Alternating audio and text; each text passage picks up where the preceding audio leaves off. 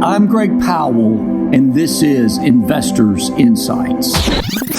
You're listening to Investors Insights with President and CEO Greg Powell and the Portfolio Strategy Team at Five Plan Partners, Franklin Bradford, Ashley Page, and Bobby Norman. Rolling in 3, 2. Welcome to Investors Insights for December 29th. We're thrilled to have you today as we look towards concluding the 2014 year and heading into 2015. If you want to subscribe to our Investors Insights where you receive it on a regular basis, there's a button here on the screen that you can click on and put in your information, and we can see to it that you get our vlogs on a regular basis. In addition to that, we want to give you as much up-to-date information as possible. I think you'll find today's vlog very important because we're ending the 2014 year. Lots going on. You agree with me, guys? Absolutely. We've had a lot of, I'll say, heated and good discussion over these past few days. And so stay with us here and let's see if you find the value we believe we're delivering. On that note, let's just talk about the 2014 year. It's been a very eventful year, needless to say. A lot of volatility in the markets. A lot of things in regards to the Fed. One of the things going into 2015 is we feel like fixed income and interest rates will continue to be a major topic. If you look at the futures market on the Fed funds rate, indications are that no one's anticipating a Fed rate increase until maybe October, November of 2015. So those are some of the details that we're going over as we conclude this year and go into the next year. That said, I still think we need to look at last week and then going into this week. So Bobby, just talk a little bit about this morning's meeting and some of the things we went over. Yeah, well, it's safe to say that Santa Claus came last week and delivered some great economic news to the markets. And so some of the news that came out last week was that the U.S. economy continued to grow very strongly. In fact, we had the best growth seen in 11 years. Yeah. And one of the numbers that came out was the GDP, which came out in the third quarter is 5%, which is much higher than expected. So that's something we're continuing to look at. Also, some other numbers that came out were consumer spending rose 3.2%. And so somebody bought Christmas presents during the holiday. Absolutely, yeah. Okay. And so we'll see what happens, especially with oil being so low. And seeing if that number increases in the fourth quarter. So, but like we discussed last week, as strong as the U.S. economic numbers are coming out, we continue to see weakness internationally. In fact, in Japan, industrial production and retail sales were down. And so that's 2 quarters that have been down for Japan, which has led the Japanese cabinet to approve another stimulus. And so we're continuing to look at that.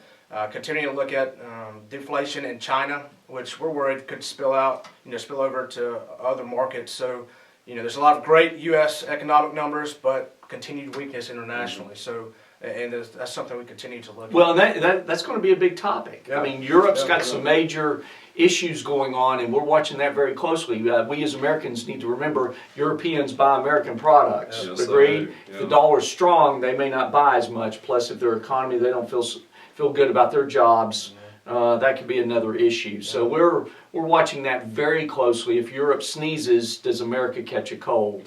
Ashley, talk some more in terms of what's going on this week. Sure. and rolling on into 2015. Happy to, Greg, and to dovetail on what Greg and Bobby have said, excellent points there, and several we'll look at. One is the consumer sentiment going into the end of the year.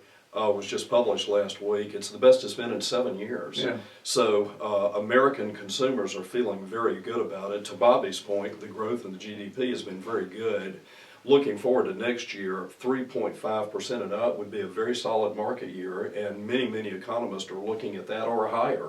So that's very good. To Greg's point, in this coming week, there is not surprisingly, with it being New Year's Eve, Wednesday, right. There's not a lot of economic data this week. Right. Actually, there's almost zero today.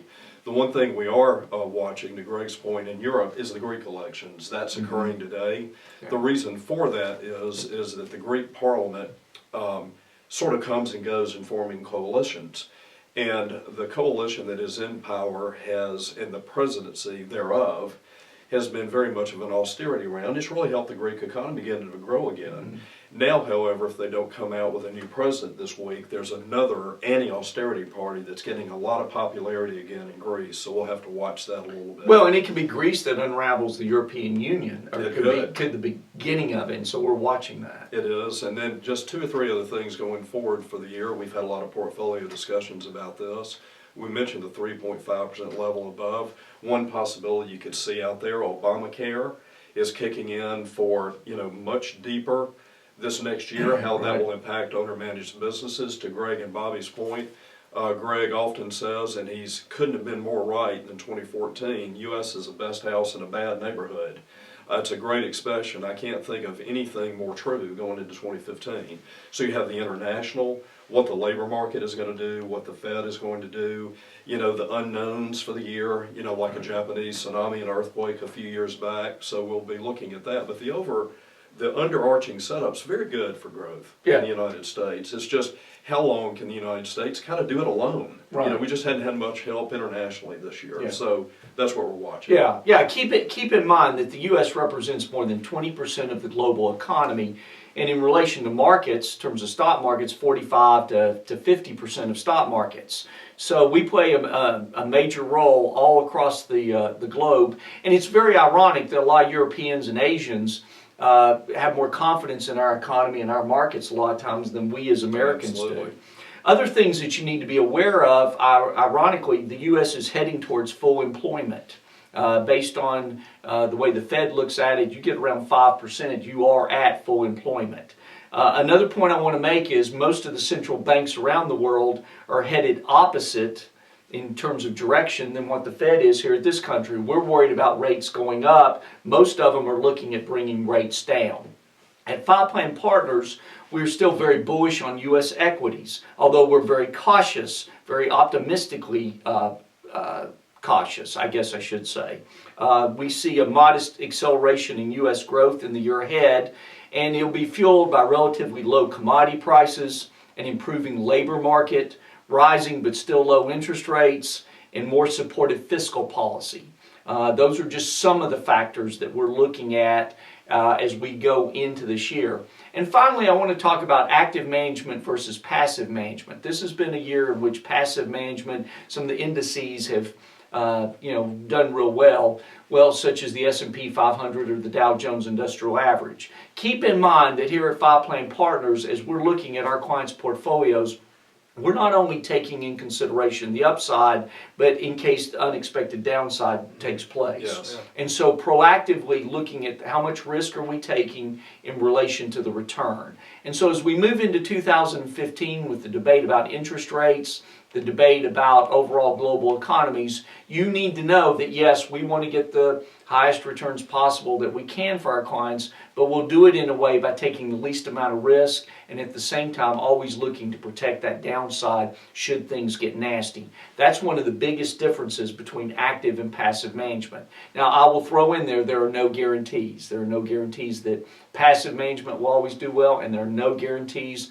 that active management will do well. But one thing for sure is that we will try very hard to be as proactive as possible, mainly because we're sore losers for our clients. So going into this 2015 year, we wish you a very happy new year, and also hopefully it will be a very prosperous new year, and we thank you for believing in us. We look forward to our vlog in 2015. Thanks. More information at fiplanpartners.com. Securities offered through LPL Financial, member FINRA, SIPC.